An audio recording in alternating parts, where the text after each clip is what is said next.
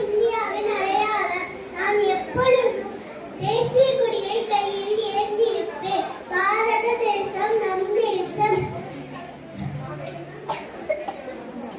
வெள்ளையர்களை விரட்ட என் கைவிலங்குகளை உடைத்த நாள்தான்